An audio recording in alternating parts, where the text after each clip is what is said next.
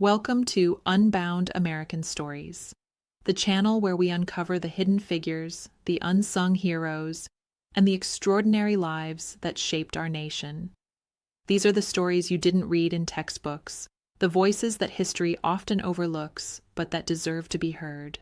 Here we dive into the lives of remarkable Americans who defied the odds, broke barriers, and left an indelible mark on our shared past. Today's story is one of resilience, talent, and quiet revolution. It's the story of Elizabeth Keckley, a woman born into slavery in 1818 who rose to become one of the most trusted confidants of Mary Todd Lincoln and one of the most skilled dressmakers of her time. But Elizabeth's life was about so much more than fabric and fashion. She bought her freedom with the work of her own hands, founded the Contraband Relief Association to support formerly enslaved people during the Civil War, and even penned a memoir that offered an unprecedented glimpse into the private world of the White House. Her journey is a testament to the power of determination, the complexities of friendship, and the enduring fight for dignity in a world that sought to deny it. Now, this story, and all the stories we share on Unbound American Stories, are based on AI-generated research. They're meant to spark your curiosity, to serve as a starting point for deeper exploration. If you're conducting serious research or preparing work for publication, we encourage you to confirm facts and interpretations using peer-reviewed academic and historical sources.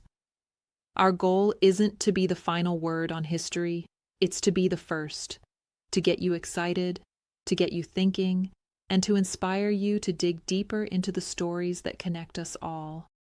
So, settle in and let's journey back in time. I'm thrilled to introduce the voice behind today's story, the brilliant and thoughtful Ben, who will bring Elizabeth Keckley's extraordinary life to life. Ben, take it away. Thank you, Lisa. Elizabeth Keckley, From Slavery to the White House, A Seamstress's Journey of Resilience and Influence. Chapter 1. The Chains of Bondage, A Childhood Stolen, 1818-1830s. The air in Dinwiddie County, Virginia, was thick with the scent of pine and damp earth as the sun rose over Colonel Armistead Burwell's plantation. It was February 1818, and in a small, dimly lit cabin, a child was born. Her name was Elizabeth Hobbs, though she would later take the surname of the man she called father, George Pleasant Hobbs. But for now she was simply Lizzie, the daughter of Agnes Hobbs, an enslaved woman whose hands were as skilled with a needle as they were weary from labor. Elizabeth's earliest memories were not of play or innocence, but of work. By the age of 4, she was already a tiny cog in the Burwell household, her small fingers tasked with rocking the cradle of her half-sister, Elizabeth Burwell, the infant daughter of Colonel Burwell and his wife Mary. The Burwells had 10 children, and Lizzie, though enslaved, was expected to care for them as if she were family. Yet family was a word that carried little warmth in the Burwell home. For Lizzie, it was a reminder of the cruel paradox of her existence. She was both indispensable and invisible. Her mother, Agnes, was a woman of quiet strength. She had been enslaved by the Burwells for years, and though she was valued for her skill as a seamstress and domestic servant, she was never spared the whip if her work was deemed insufficient. Agnes had been permitted to marry George Pleasant Hobbs, an enslaved man from a neighboring plantation, and for a time the small family found solace in one another. But enslavement had a way of tearing even the strongest bonds apart. When George's owner decided to move west, he was forced to leave his wife and daughter behind. Lizzie would later recall the heartbreak of that farewell, her father's last words echoing in her memory. "Write to me, Lizzie. Write to me when you can." And so she did. In a time when teaching an enslaved person to read and write was not only discouraged, but often illegal, Agnes had defied the odds. She had taught Lizzie the alphabet in secret, tracing letters in the dirt with a stick when no one was looking. Lizzie's ability to read and write would become one of her greatest tools of resistance, a small act of defiance that would shape her future. But childhood for Lizzie was not a time of learning or growth. It was a time of survival. The Burwells were not cruel by the standards of their peers, but they were not kind either. Colonel Burwell, a man of stern disposition, believed in the myth of the happy slave, and he expected his enslaved laborers to wear smiles even as their backs bore the scars of his whip. Lizzie learned early that a sorrowful face was a punishable offense. Alas, she would later write, the sunny face of the slave is not always an indication of sunshine in the heart. By the age of 14, Lizzie's life took a darker turn. Colonel Burwell, facing financial difficulties, decided to loan her to his eldest son, Robert Burwell, who had recently married and moved to Hillsborough, North Carolina. The arrangement was temporary, or so Lizzie was told, but as she packed her few belongings and said goodbye to her mother, she knew that nothing in her life was ever truly temporary. The chains of slavery followed her wherever she went. Chapter 2. The Weight of the Lash. A Girlhood Forged in Pain, 1830s-1840s. Hillsborough, North Carolina, was a far cry from the familiar fields of Dinwiddie County. The Burwell household here was smaller, but the expectations were no less demanding. Robert Burwell, a minister, and his wife Anna, had brought Lizzie with them to serve as their sole enslaved servant. She was to cook, clean, sew, and care for their growing family, all while enduring the watchful eye of Anna Burwell, a woman Lizzie would later describe as morbidly sensitive, with a cold, jealous heart. Life in the Burwell home was a relentless cycle of labor. Lizzie rose before dawn to prepare breakfast, scrubbed floors until her hands were raw, and sewed late into the night by the flickering light of a candle. She was, as she put it, the work of 3 servants. Yet she was scolded for the slightest mistake. The Reverend Burwell, though not inherently cruel, believed in the power of discipline, and discipline in his household often meant the whip. Lizzie's spirit, however, was not so easily broken. She was proud, perhaps too proud for her own good, and her defiance only seemed to invite more punishment. Anna Burwell, resentful of Lizzie's presence and perhaps envious of her skill with a needle, encouraged the Reverend to subdue her rebellious spirit. And so the beatings began. The first time the Reverend Burwell struck her, Lizzie was stunned. She had known cruelty before, but this was different. This was personal. The second time she fought back, her small frame trembling with rage as she struggled against his grip. The third time she was beaten so severely that she could not rise from her bed for 5 days. Anna Burwell, watching from the doorway, fell to her knees and begged her husband to stop. At the sight of my bleeding form, Lizzie would later write, Ms. Anna fell on her knees and begged the Rev to desist. But the worst of Lizzie's tormentors was not the Reverend Burwell. It was William Bingham, a neighbor and schoolmaster, who took it upon himself to break her. Bingham was a man who believed in the power of fear, and he wielded his whip with a cold, calculated precision. He beat Lizzie repeatedly, each strike leaving a fresh welt on her back. Yet she refused to cry out. She refused to give him the satisfaction. One day, after a particularly brutal beating, Bingham paused. Lizzie, her face streaked with tears and blood, looked up at him with a defiance that seemed to shake him. "Mr. Bingham," she said, her voice steady despite the pain, "you have struck me for the last time." To her surprise, the man burst into tears. "It would be a sin to beat you any more," he admitted. "My suffering has at last subdued your hard heart." From that day forward, Bingham never raised a hand to her again. But the damage had been done. Lizzie's body bore the scars of her torment, and her spirit, though unbroken, was weary. She was 17 years old, and she had already endured more pain than most people would know in a lifetime. Yet even in the darkest moments, there were glimmers of hope. Her mother's lessons had taught her that resilience was its own form of resistance, and so she endured. Chapter 3. A Stitch in Time, The Artistry of Survival, 1840s. The year was 1847, and the Garland family was in crisis. Hugh Garland, the son-in-law of Colonel Armistead Burwell, had fallen on hard times. His law practice in Virginia had failed, and his family was drowning in debt. Desperate for a fresh start, he packed up his wife, Anne, Colonel Burwell's daughter, and their children, and moved to St. Louis, Missouri.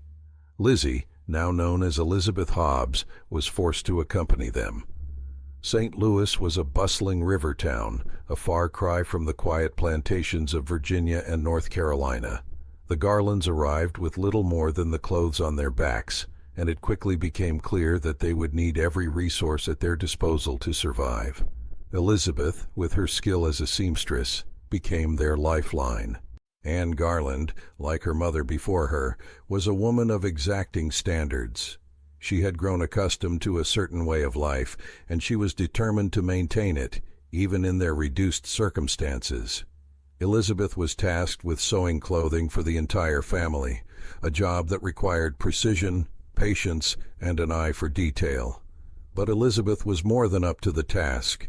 Her hands, though calloused from years of labor, moved with a grace and skill that seemed almost magical. She could take a bolt of fabric and transform it into a gown fit for a queen. Word of Elizabeth's talent spread quickly through St. Louis. Soon, she was receiving orders from some of the wealthiest women in the city. Her reputation grew, and with it, a fragile sense of hope. For the first time in her life, Elizabeth had leverage. She was still enslaved, but her skill was in demand, and the Garlands knew it. They relied on her to keep their household afloat, and for a brief moment, Elizabeth allowed herself to dream of a different future. But dreams, for an enslaved woman, were dangerous things. Elizabeth's earnings, every penny she made from her sewing, went directly to the Garlands. She was not permitted to keep a single cent for herself, and yet she saved what she could, hiding coins in the lining of her dress, determined to one day buy her freedom. Her personal life, too, was fraught with complications. In 1850, she met James Keckley, a free black man who worked as a carriage driver. James was charming and kind, and Elizabeth, lonely and weary, found herself drawn to him. They married in 1852, but their union was far from the fairy tale she had imagined. James, she soon discovered, was not the man he claimed to be. He was not free, as he had led her to believe, and his dissipated habits, his drinking and gambling, strained their marriage from the start. Elizabeth's dream of freedom now included her son, George, the child she had borne after being assaulted by a white man in North Carolina. She had kept the circumstances of his birth a secret, even from James, but she loved her son fiercely. She would not leave him behind, and so she redoubled her efforts. She worked longer hours, took on more clients, and saved every penny she could. The Garlands, desperate for money, had agreed to let her purchase her freedom for $1,200, a staggering sum at the time. But Elizabeth was determined. She would not spend the rest of her life in chains. Chapter 4. The Price of Freedom, A Mother's Sacrifice, 1850s. The road to freedom was not a straight path. It was a winding, treacherous journey filled with setbacks and heartbreak. For Elizabeth, it began with a promise she made to herself and to her son George. She would buy their freedom, no matter the cost. But $1,200 was an impossible sum. The Garlands, though willing to accept payment, were not inclined to make the process easy. Elizabeth worked tirelessly, sewing late into the night after completing her household chores. She took on every order that came her way, no matter how demanding the client. Yet the money trickled in slowly, and the Garlands' debts continued to mount. Then, in 1855, Hugh Garland died unexpectedly. The family was left in disarray, and Elizabeth's hopes of purchasing her freedom seemed more distant than ever. Anne Garland, now a widow, was struggling to keep the household afloat. She had no intention of letting Elizabeth go, not when her sewing was the family's primary source of income. But Elizabeth refused to give up. She had heard of vigilance committees in the North, groups that assisted enslaved people in their quest for freedom. Desperate, she made a bold decision. She would travel to New York and appeal to these committees for help. It was a risky plan. If she were caught, the consequences would be severe. But she had no other choice. As she prepared to leave, Anne Garland demanded that Elizabeth secure the support of 6 white men who could vouch for her character. It was a humiliating request, but Elizabeth complied. She reached out to her clients, women of St. Louis's elite, and asked them to speak on her behalf. To her relief, they agreed. With their letters in hand, she boarded a train bound for New York. The journey was a blur of fear and hope. Elizabeth had never been so far from home, and the weight of what she was attempting pressed heavily on her shoulders. But she was not alone. In New York she found allies, men and women who believed in her cause and were willing to help. They loaned her the money she needed to purchase her freedom. And in November 1855, Elizabeth returned to St. Louis a free woman. The moment was bittersweet. She had achieved what so many enslaved people only dreamed of, but the cost had been high. Her marriage to James Keckley had crumbled under the strain of his deception and her relentless pursuit of freedom. She was now a single mother, responsible for her son and her aging mother, Agnes, who had also been freed.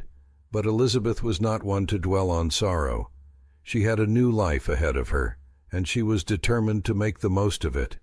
With her freedom secured, she set her sights on a new goal, building a future for herself and her family. And she would do it with the same skill and determination that had carried her this far. Chapter 5. A New Life in the North, The Seamstress's Ascent, 1855-1860. Freedom was not just a word for Elizabeth Keckley, it was a promise she intended to keep. With her manumission papers tucked safely in her trunk, she returned to St. Louis, not as a fugitive or a runaway, but as a free woman. The air felt different now. The weight of the chains that had bound her for 37 years had lifted, and for the first time in her life she could breathe. But freedom was not without its challenges. Elizabeth was now responsible for her own survival, as well as that of her son, George, and her mother, Agnes. She had no home of her own, no savings beyond the money she had borrowed to secure her freedom, and no guarantee of work. Yet she had something far more valuable, her skill, and she intended to use it. Elizabeth wasted no time. She rented a small room in a boarding house and set up a modest dressmaking business. Her reputation as a seamstress had preceded her, and soon the women of St. Louis's elite were knocking on her door. They came for her impeccable craftsmanship, her eye for detail, and her ability to transform fabric into works of art. But they also came because Elizabeth had a gift for making her clients feel seen.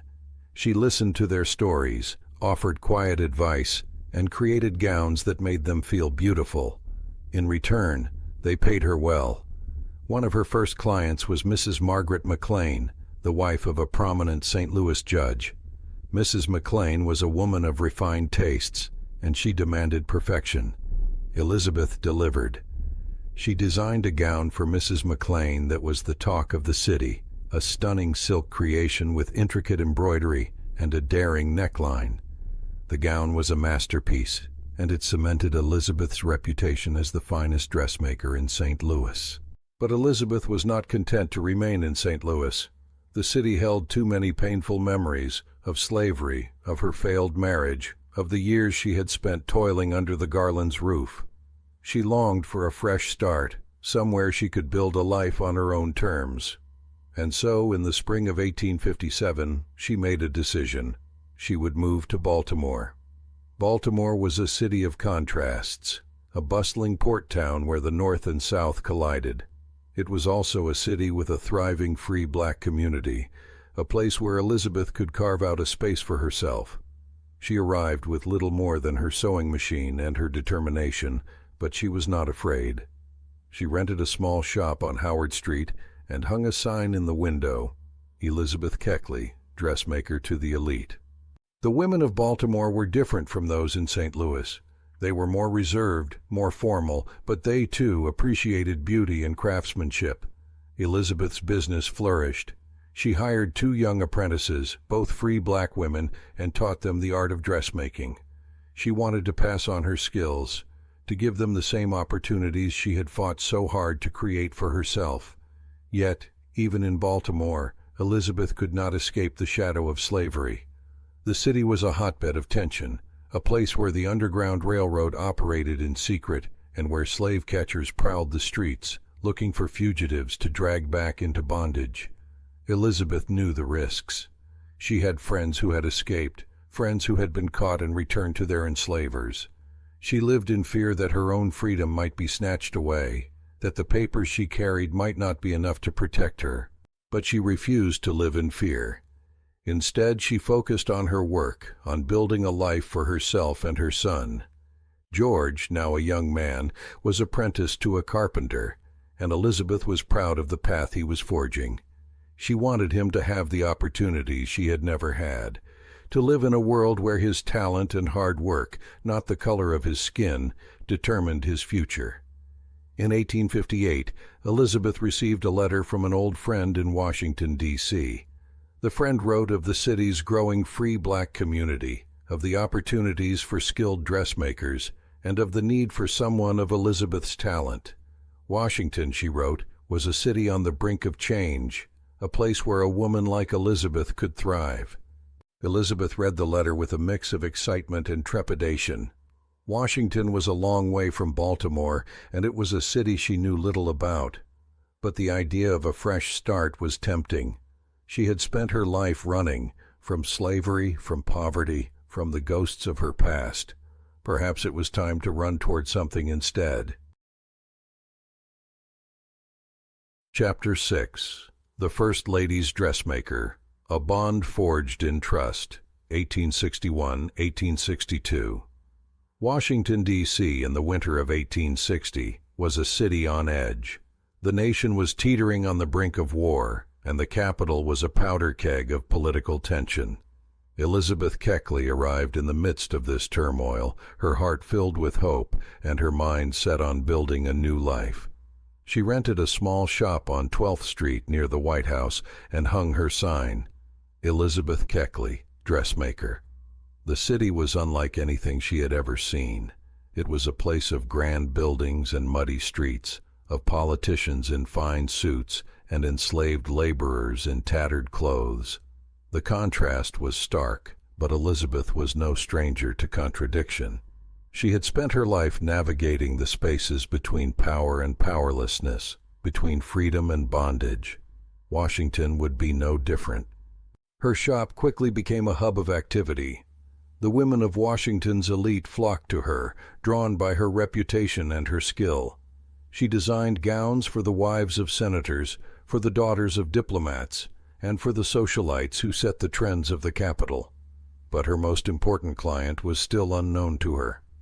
In March 1861, Abraham Lincoln was inaugurated as the 16th President of the United States.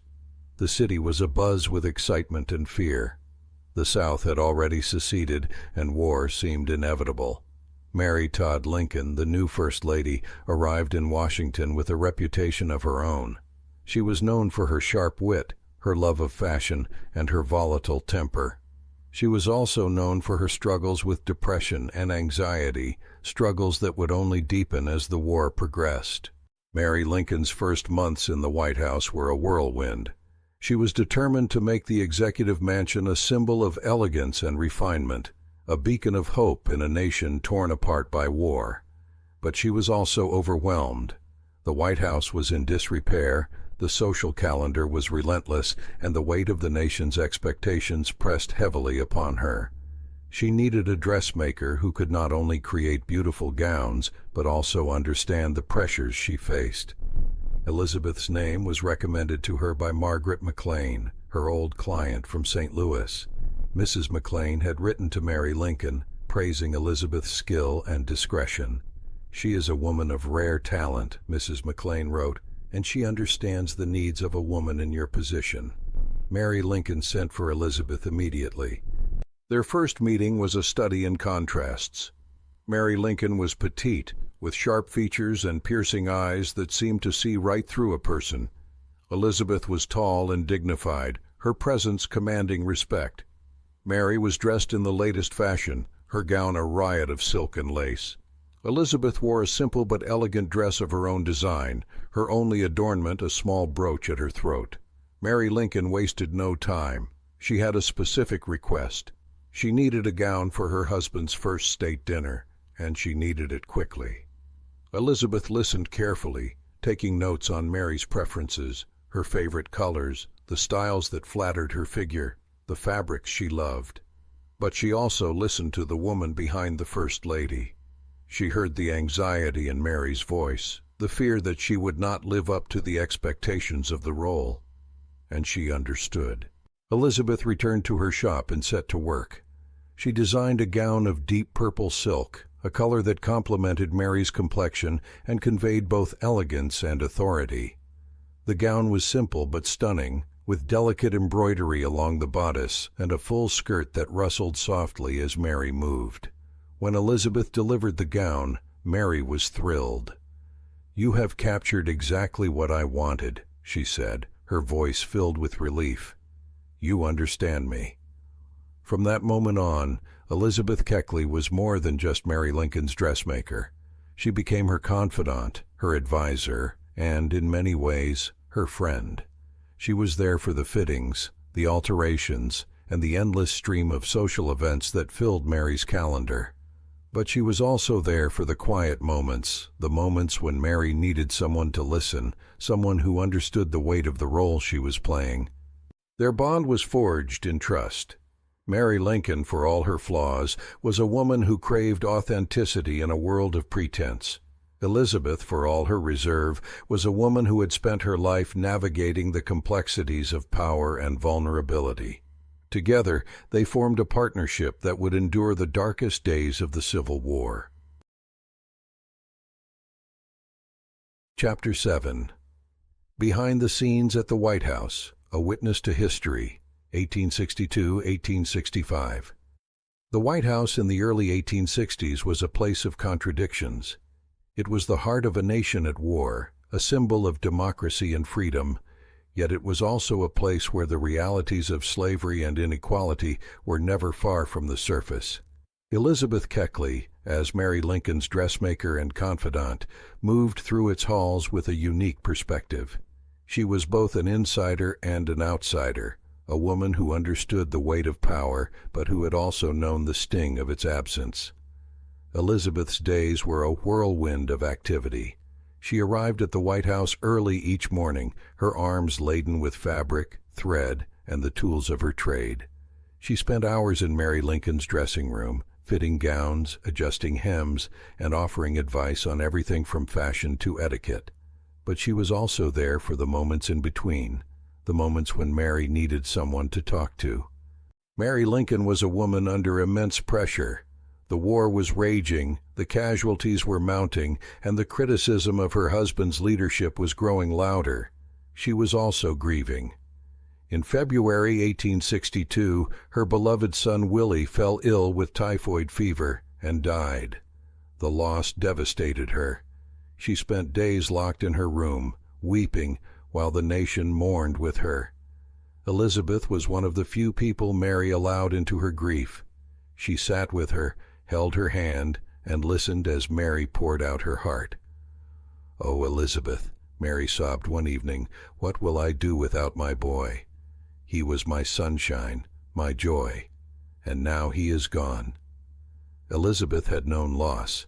She had known the pain of separation, the ache of a mother's love for a child she could not protect.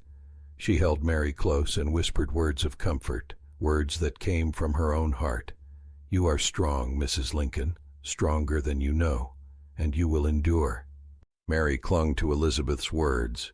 In the darkest days of her grief, Elizabeth became her lifeline, the one person who understood the depth of her pain. But Elizabeth's role in the White House was not just that of a confidant. She was also a witness to history. She saw the president in his private moments, pacing the halls of the White House late at night, his face etched with worry. She heard the hushed conversations between Mary and her husband, the debates about strategy, the fears for the nation's future. She watched as generals came and went, as diplomats negotiated, and as the war dragged on, month after bloody month. One evening, in the spring of 1863, Elizabeth was working late in Mary's dressing room when she overheard a conversation between the president and his wife. Abraham Lincoln was exhausted, his voice heavy with weariness. "Mary," he said, "I fear this war will never end. The cost is too high, the suffering too great." Mary reached for his hand. "You must not lose hope, Mr. President. The nation needs you. The people believe in you." Elizabeth listened in silence, her heart aching for the man who carried the weight of the nation on his shoulders. She had seen the toll the war was taking on him, the sleepless nights, the lines of worry on his face, the way his eyes seemed to carry the sorrow of every soldier who had fallen. But Elizabeth was not just a passive observer. She was also a woman of action. In the summer of 1862, she founded the Contraband Relief Association, an organization dedicated to supporting the thousands of formerly enslaved people who had fled to Washington, D.C., seeking refuge.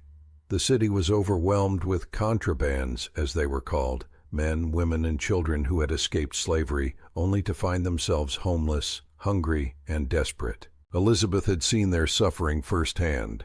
She had visited the camps where they lived, the makeshift shelters where they slept, the hospitals where they died. She could not stand idly by, and so she used her connections, her influence, and her own money to make a difference. She organized fundraisers, collected donations, and provided food, clothing, and medical care to those in need. She even enlisted the help of Mary Lincoln, who donated generously to the cause. "Elizabeth," Mary said one day, "you are doing God's work.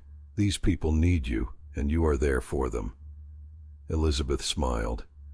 "I am doing what I can, Mrs. Lincoln. No one should have to suffer as they have." Chapter 8. The Contraband Relief Association, A Mission of Mercy, 1862-1865. The contraband camps of Washington, D.C. were a stark reminder of the human cost of war. Thousands of formerly enslaved people had fled the South, seeking freedom and safety in the nation's capital. But freedom, they soon discovered, was not the same as security. Many arrived with nothing but the clothes on their backs, their bodies weakened by years of labor and their spirits broken by the horrors of slavery.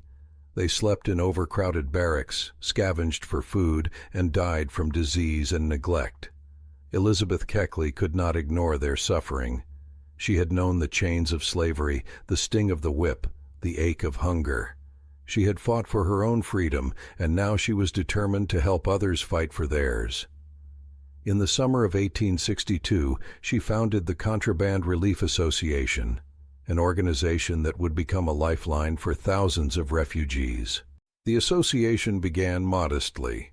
Elizabeth gathered a group of like-minded women, free black women, wives of abolitionists, and even a few sympathetic white women, and they set to work. They collected donations of food, clothing, and medicine. They organized fundraisers, held bake sales, and appealed to the wealthy elite of Washington for support. Elizabeth even reached out to Mary Lincoln, who donated $200, a significant sum at the time, and encouraged others to do the same. But Elizabeth knew that money alone was not enough. The contrabands needed more than just handouts. They needed dignity, opportunity, and a path to self-sufficiency. And so, the Contraband Relief Association expanded its mission. They established schools to teach reading and writing, vocational programs to teach skills like sewing and carpentry, and even a small hospital to care for the sick and wounded. One of Elizabeth's most important allies in this work was Frederick Douglass, the renowned abolitionist and orator. Douglass had long been a champion of the contrabands, and he admired Elizabeth's dedication to the cause. He visited the camps, spoke at fundraisers, and used his influence to rally support for the association. "Elizabeth Keckley is a woman of rare courage," he said. "She has taken the suffering of her people and turned it into action." Elizabeth's work with the contrabands was not without its challenges. Many white Washingtonians resented the presence of the refugees, viewing them as a burden rather than a responsibility. Some even accused Elizabeth of enabling laziness, of encouraging the contrabands to rely on charity rather than work. But Elizabeth refused to be deterred. She knew the truth. These people had spent their lives in bondage, and they deserved a chance to build a new life. One of the most moving moments of Elizabeth's work came in the winter of 1863. A young woman named Sarah arrived at the camp, her body weak from illness and her spirit broken. She had escaped slavery with her 2 young children, but her husband had been recaptured and sold further south. Sarah had no one, no money, and no hope. Elizabeth took her in, nursed her back to health, and helped her find work as a seamstress. Over time, Sarah regained her strength, and her children thrived. One day she came to Elizabeth with tears in her eyes. "You saved my life," she said. "You gave me back my hope." Elizabeth smiled. "No, Sarah, you saved yourself. I just gave you the tools." The Contraband Relief Association continued its work throughout the war, providing aid to thousands of refugees. But Elizabeth's greatest legacy was not just the food she provided or the clothes she distributed. It was the hope she inspired, the dignity she restored, and the example she set for others to follow. Chapter 9. The Lincolns' Last Days. A Friendship Tested. 1865. The winter of 1865 was bitter, both in temperature and in the mood of the nation. The Civil War had dragged on for 4 long years, and though the end was finally in sight, the cost had been staggering. Over 600,000 men had lost their lives, families had been torn apart, and the nation's capital was a city of grief. The White House, too, bore the weight of this sorrow. Abraham Lincoln, once a man of boundless energy, now moved through its halls like a shadow, his face lined with exhaustion and his eyes heavy with the burden of leadership. Mary Lincoln, too, was a woman transformed. The vibrant, fashionable First Lady of the early war years had given way to a figure of quiet despair. She wore black now, the color of mourning, and her once sharp tongue was softened by grief. The death of her son Willie had left a wound that would never fully heal, and the constant criticism of her spending, her loyalties, and even her sanity had worn her down. She was a woman under siege, and Elizabeth Keckley was one of the few people she trusted. Elizabeth had become more than just Mary's dressmaker. She was her companion, her advisor, and in many ways her lifeline. She was there for the fittings, the alterations, and the endless social obligations. But she was also there for the quiet moments, the moments when Mary needed someone to listen, someone who understood the weight of her sorrow. One evening in early April, Elizabeth arrived at the White House to find Mary in a state of agitation. The First Lady was pacing the floor of her dressing room, her hands clenched into fists.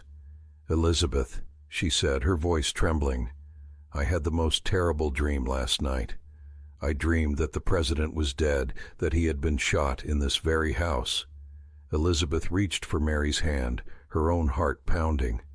"It was just a dream, Mrs. Lincoln. The President is safe. He is working hard for the nation, and he will see us through this war." Mary shook her head. "No, Elizabeth. I feel it in my bones. Something is wrong. Something is coming." Elizabeth had no words to comfort her. She knew, as Mary did, that the war was nearing its end. General Lee had surrendered to General Grant at Appomattox just days before, and the nation was celebrating. But Mary's fear was not irrational. The capital was a city on edge, filled with soldiers and politicians, but also with spies, deserters, and those who sought revenge for the South's defeat. The President was a target, and everyone knew it. On the evening of April 14th, Elizabeth was at home when a messenger arrived at her door. The note was from Mary Lincoln, written in a hurried scrawl. "Elizabeth, come quickly. The president has been shot." Elizabeth's heart stopped. She grabbed her shawl and ran to the White House, her mind racing with fear. When she arrived, the scene was one of chaos. Soldiers stood guard outside, their faces grim. Inside, the air was thick with the scent of blood and despair. Elizabeth pushed her way through the crowd, her eyes searching for Mary. She found her in a small bedroom across the hall from the president's box at Ford's Theater. Mary was hysterical, her face streaked with tears.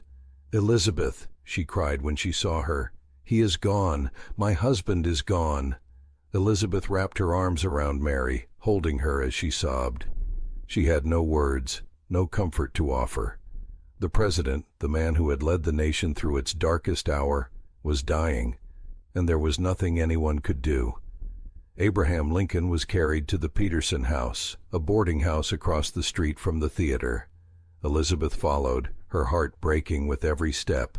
She stood outside the room where the president lay, listening to the hushed voices of the doctors, the prayers of the mourners, the soft weeping of Mary.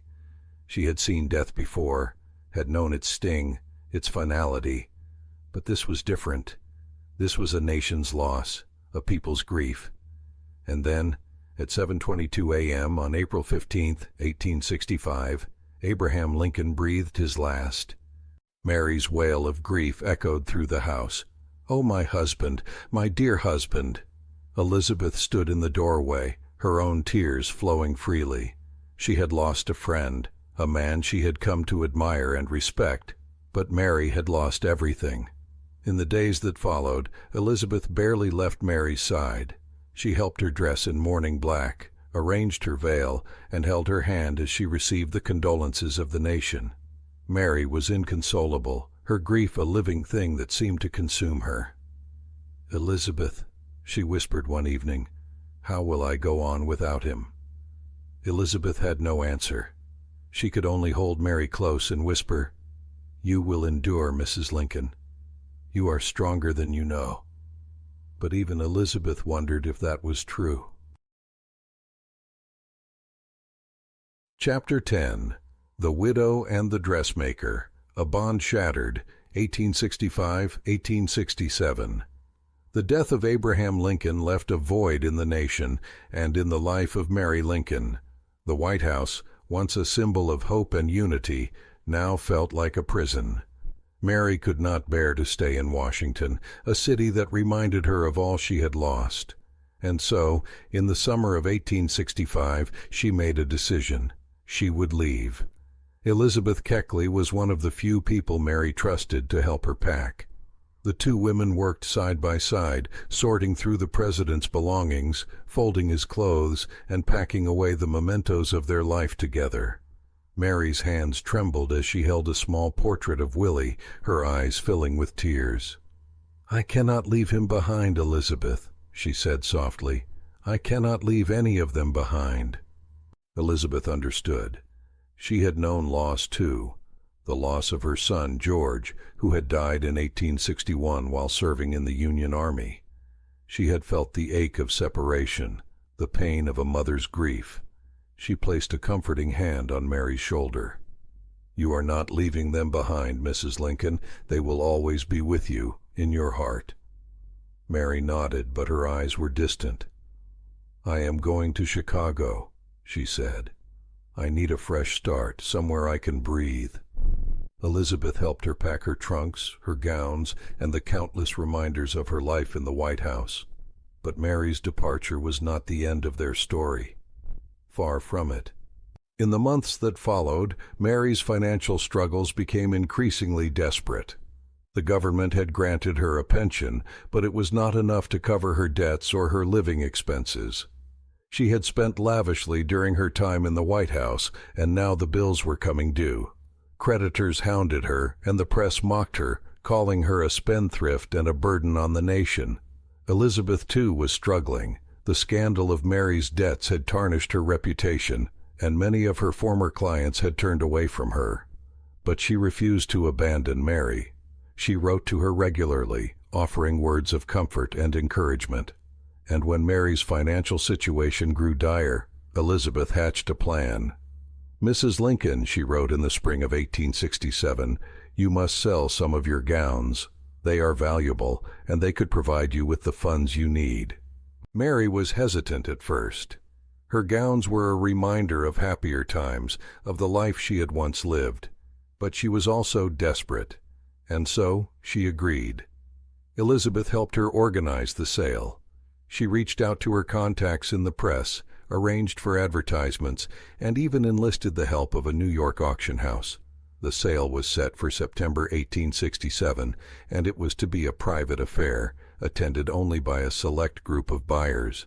But the press got wind of the sale, and the story exploded. Newspapers across the country mocked Mary, calling her a clothes horse and a spendthrift. They published lists of the gowns she was selling, along with their estimated prices, and they ridiculed her for her extravagance. Mary was humiliated. She had wanted to keep the sale private, to avoid the very scandal that now engulfed her.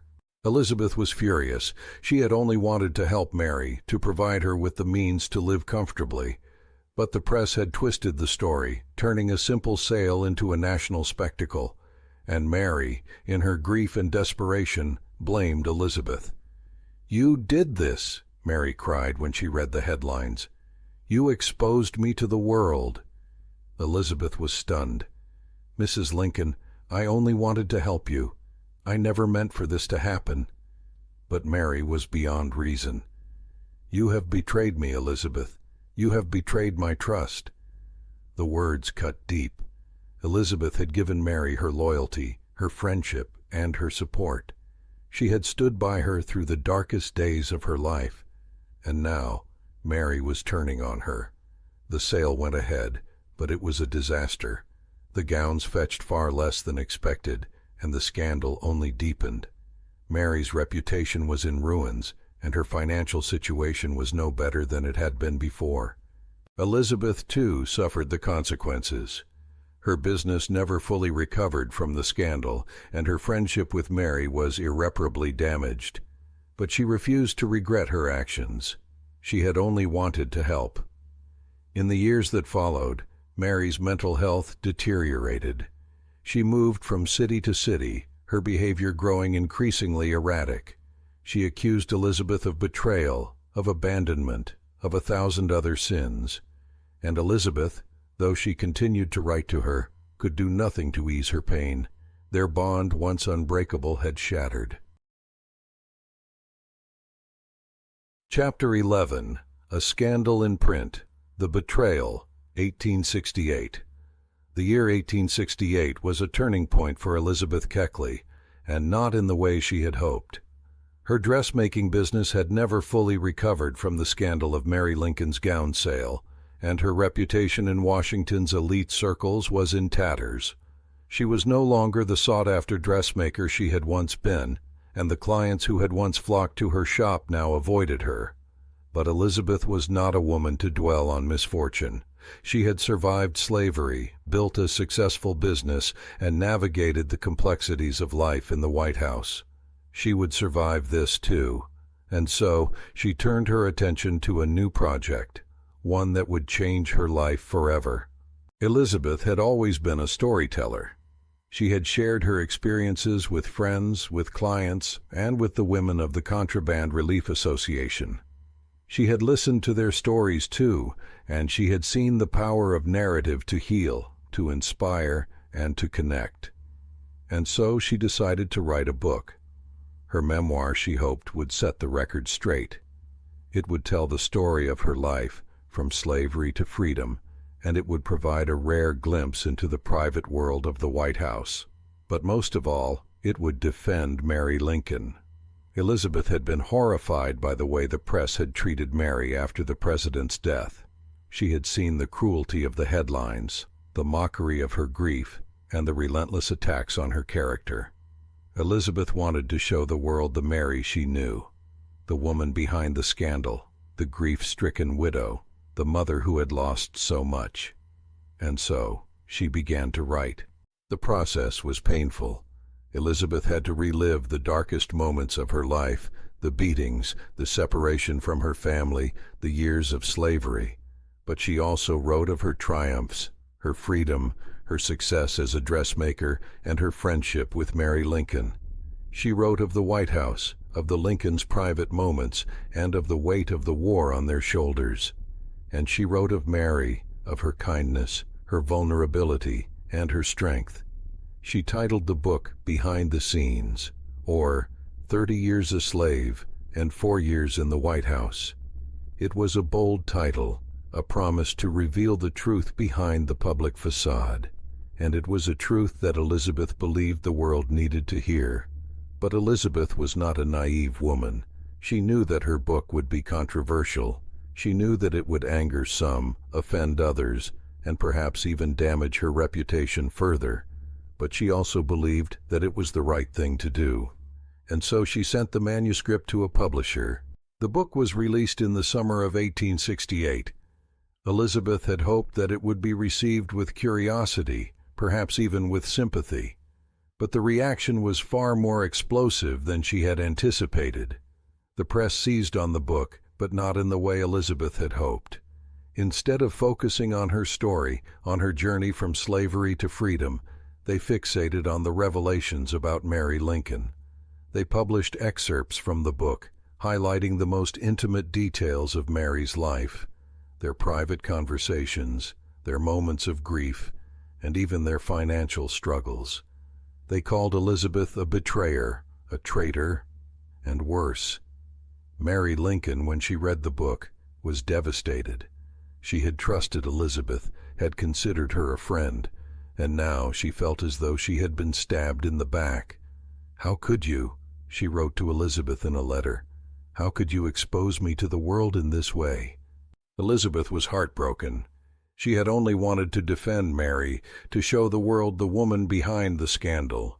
But she had misjudged the public's appetite for sensationalism. She had misjudged the power of the press to twist her words. The fallout was swift and brutal. Elizabeth's remaining clients abandoned her. Her friends distanced themselves. Even the women of the Contraband Relief Association, who had once admired her, now looked at her with suspicion. She was alone, her reputation in ruins. But Elizabeth refused to apologize. She stood by her book, by her story, and by her belief that the truth mattered. "I wrote the book to defend Mrs. Lincoln," she said. "I wrote it to show the world the woman I knew. If I have offended her, I am sorry, but I do not regret telling my story." Yet the damage was done. Elizabeth's memoir, intended as a defense of Mary Lincoln, had instead become a scandal. And Elizabeth, the woman who had survived slavery, built a business, and navigated the complexities of the White House, now faced the greatest challenge of her life, rebuilding her life in the face of betrayal.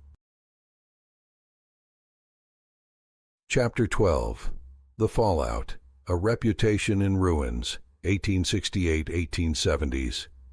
The publication of Behind the Scenes marked the beginning of the end for Elizabeth Keckley's life as she had known it.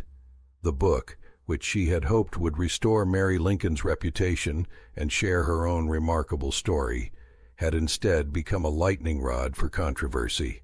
The press had torn it apart, the public had condemned it, and Mary Lincoln had disowned her.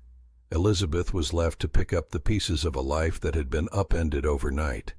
Her dressmaking business, once the cornerstone of her livelihood, was now in shambles. The women of Washington's elite, who had once clamored for her designs, now refused to even speak her name. They saw her as a traitor, a woman who had betrayed the trust of the First Lady. Elizabeth's shop, once a hub of activity, now stood empty, its windows dark. But Elizabeth was not one to wallow in self-pity. She had survived worse, slavery, beatings, the loss of her son, and she would survive this too. She turned her attention to teaching, to passing on the skills that had once set her free. She began offering sewing classes to young black women, teaching them the art of dressmaking and the value of self-sufficiency. It was not the life she had imagined for herself, but it was a life of purpose. One of her most promising students was a young woman named Lucy. Lucy was the daughter of a formerly enslaved couple, and she had come to Elizabeth with a dream of opening her own dressmaking shop. Elizabeth saw herself in Lucy, in her determination, her talent, and her hunger for a better life. She took the young woman under her wing, teaching her not just the technical skills of sewing, but also the business acumen she had honed over the years. "You have a gift, Lucy," Elizabeth told her one day as they worked side by side. "But a gift is not enough. You must also have the courage to use it." Lucy nodded, her eyes filled with gratitude. "I will, Miss Keckley, I promise." Elizabeth smiled. It was moments like these that reminded her of why she had fought so hard for her freedom, why she had built a life for herself against all odds. She was not just a dressmaker or a teacher. She was a mentor, a guide, a woman who could help others find their own path to freedom. But even as Elizabeth focused on her teaching, the shadow of her memoir loomed large. The press continued to drag her name through the mud, publishing scathing editorials and mocking her for her betrayal of Mary Lincoln. The public, too, seemed determined to punish her. She was shunned at social gatherings, avoided on the street, and even received threatening letters from strangers. One evening, as she walked home from a teaching session, a group of young men began to follow her. They jeered at her, calling her names and throwing rocks at her feet. Elizabeth quickened her pace, her heart pounding with fear. She had known the sting of the whip, the cruelty of slavery, but this was different. This was the cruelty of a society that had turned against her. She reached her boarding house and slammed the door behind her, her hands trembling. She leaned against the door, her breath coming in ragged gasps. She had survived so much, but she was not sure she could survive this. Yet, even in her darkest moments, Elizabeth refused to be broken. She had faced the wrath of the press, the betrayal of her friends, and the scorn of the public. But she had also known kindness, loyalty, and love. She had built a life for herself, and she would not let it be destroyed by scandal. In the years that followed, Elizabeth continued to teach, to mentor, and to fight for the rights of black women. She became an advocate for education, for economic independence, and for the power of storytelling. She may have lost her reputation, but she had not lost her voice, and she would use it. Chapter 13. A Return to Teaching, Passing on the Craft, 1870s-1890s. The streets of Washington, D.C. had changed in the years since Elizabeth Keckley's fall from grace. The city was no longer the tense, war-weary capital of the 1860s. The scars of the Civil War were fading, but new battles were being fought, battles for equality, for education, and for the soul of a nation still divided. Elizabeth, too, had changed. The scandal of her memoir had stripped her of her reputation, her business, and her standing among the elite. But it had not broken her spirit. If anything, it had hardened her resolve to build a new life, one stitch at a time. Elizabeth had always believed in the power of skill. It was her sewing that had bought her freedom, her sewing that had opened the doors of the White House, and her sewing that had connected her to the women of the Contraband Relief Association. Now, she would use that skill to empower others. She turned her focus to teaching, determined to pass on the craft that had saved her. In 1870, she accepted a position at Wilberforce University in Ohio, a historically black college founded by the African Methodist Episcopal Church. Wilberforce was a place of hope, a beacon for black students seeking education and opportunity. Elizabeth was hired to teach domestic arts, sewing, dressmaking, and the skills that would allow her students to build independent lives. It was not the glamorous life she had once known, but it was a life of purpose. Her students at Wilberforce were a mix of young women from across the country, each with her own story of struggle and resilience. There was Sarah, the daughter of sharecroppers from Alabama, who had traveled north with nothing but a dream of education. There was Margaret, a former domestic worker from Virginia who had saved every penny to afford tuition. And there was Ruth, a young woman born into freedom but determined to make the most of it. Elizabeth taught them more than just sewing. She taught them discipline, patience, and the value of hard work. She taught them how to measure fabric, how to cut patterns, and how to stitch a seam so fine it was nearly invisible. But she also taught them how to negotiate with clients, how to price their work, and how to demand respect in a world that often denied it to black women. "A needle and thread are tools," she told her students one afternoon as they worked on a project. "But they are also weapons. They can build a life, a business, a future. Never underestimate their power." Her students adored her. They saw in her a woman who had overcome unimaginable odds, who had walked the halls of the White House and sat at the feet of presidents. She was a living testament to what was possible, and they clung to her every word. But life at Wilberforce was not without its challenges. The university was chronically underfunded, and resources were scarce. Elizabeth often dipped into her own savings to buy fabric, thread, and other supplies for her students. She also faced resistance from some of the more traditional faculty members who saw domestic arts as a lesser pursuit compared to academic subjects like mathematics or literature. Elizabeth refused to be deterred. "There is dignity in all work," she told her critics, "and there is power in teaching a woman to stand on her own 2 feet." In 1873, she left Wilberforce and returned to Washington, D.C. The city was still her home, and she was not ready to abandon it. She opened a small sewing school in her boarding house, offering classes to young black women who could not afford to attend a university. Her school became a haven, a place where women could learn a trade and gain the confidence to build their own futures. One of her most successful students was a young woman named Clara. Clara had grown up in poverty, the daughter of a washerwoman and a day laborer. She had never attended school, but she had a natural talent for sewing. Elizabeth took her under her wing, teaching her not just the technical skills, but also the business side of dressmaking.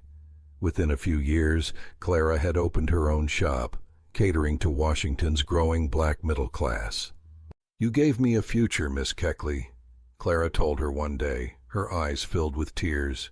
"You gave me a way to take care of myself." Elizabeth smiled. "No, Clara, you gave yourself a future. I just showed you the way."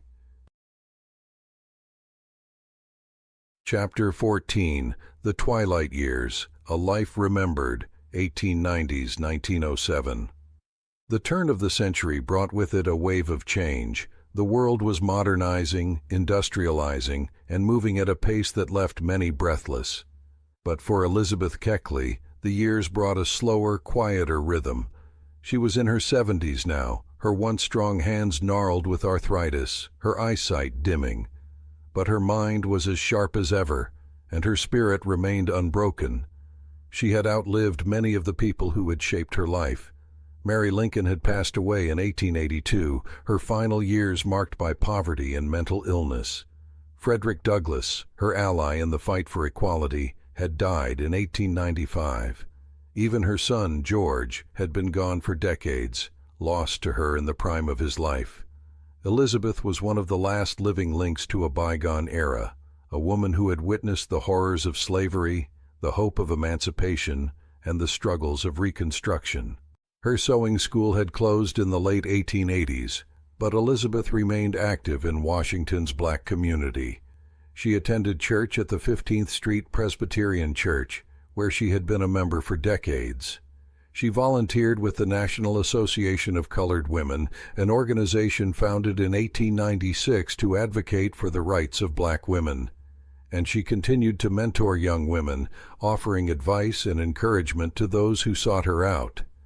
But her greatest challenge in these years was financial. The scandal of her memoir had left her with few savings, and her teaching had not been lucrative. She relied on the kindness of friends and former students, who often brought her food, firewood, and other necessities. In 1902, she applied for a pension from the government, citing her service to Mary Lincoln and her work with the Contraband Relief Association. The request was denied. Elizabeth was not a woman to beg, but she was also not too proud to accept help when it was offered. In 1904, she was invited to move into the National Home for Destitute Colored Women and Children, a facility she had helped establish decades earlier. The home was a place for elderly black women who had no family to care for them, and it was a testament to Elizabeth's lifelong commitment to service. The home was modest but comfortable, and Elizabeth was grateful for the roof over her head. She spent her days sitting in a rocking chair on the porch, watching the world go by. She read the newspapers, wrote letters to old friends, and reflected on the life she had lived. One afternoon, a young reporter from the Washington Post came to interview her. He had heard of her connection to Mary Lincoln and her work with the Contraband Relief Association, and he wanted to hear her story. Elizabeth, though weary, agreed. She had spent her life telling stories of survival, of resilience, of hope. She would not stop now. "Miss Keckley," the reporter began, "what do you remember most about your time in the White House?" Elizabeth closed her eyes, as if summoning the memories. "I remember the weight of it," she said softly. "The weight of the war, the weight of the grief.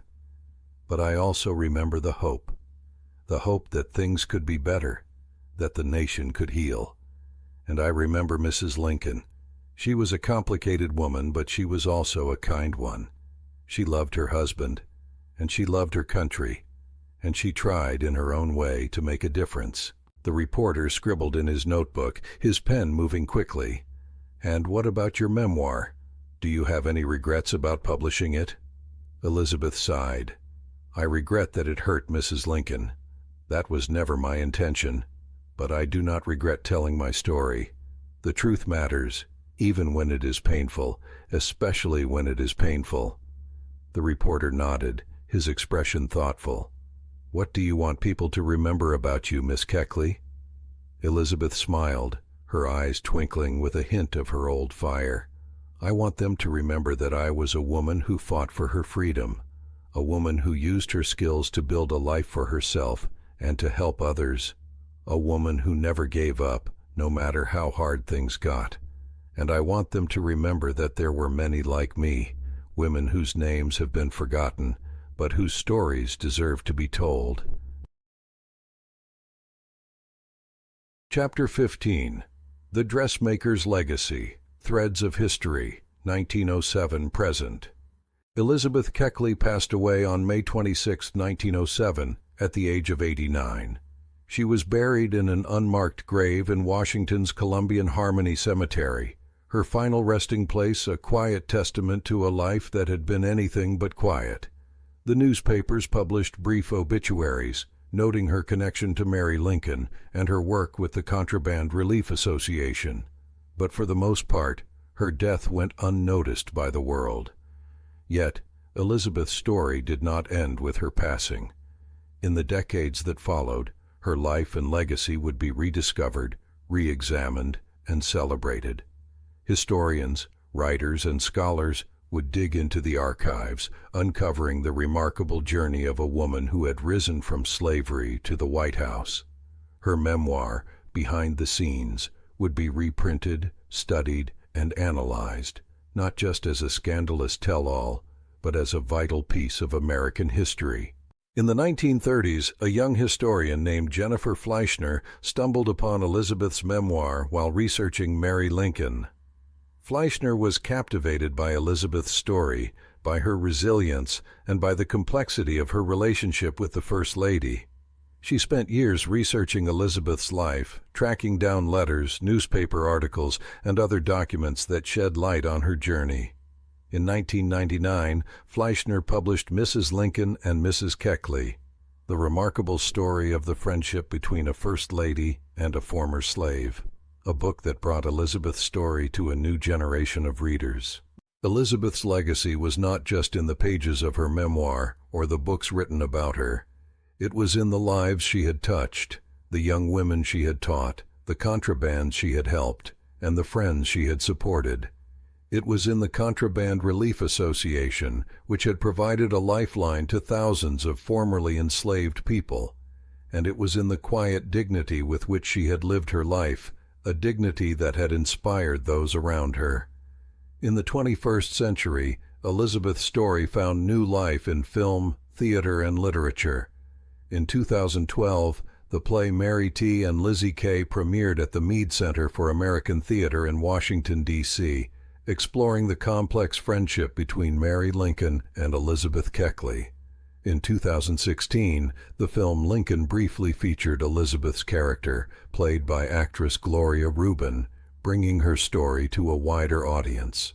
But perhaps the most fitting tribute to Elizabeth's legacy was the renewed interest in the stories of Black women in American history.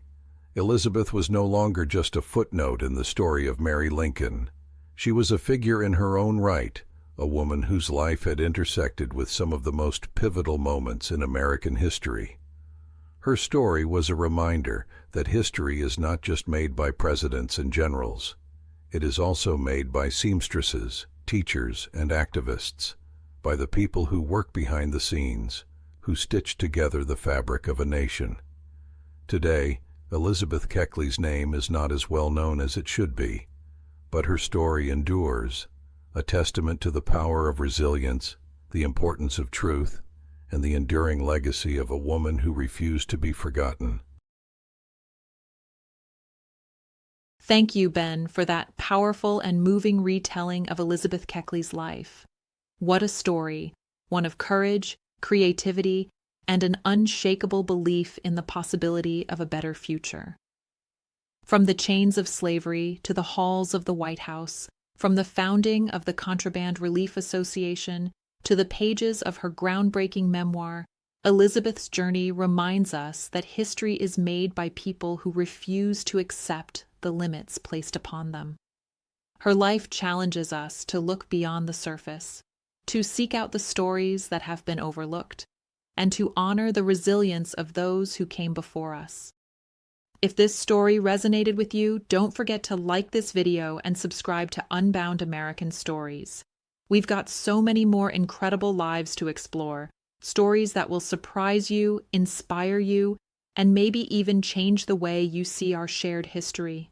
And if you're hungry to learn more, dive into the sources, visit your local library, or explore academic archives.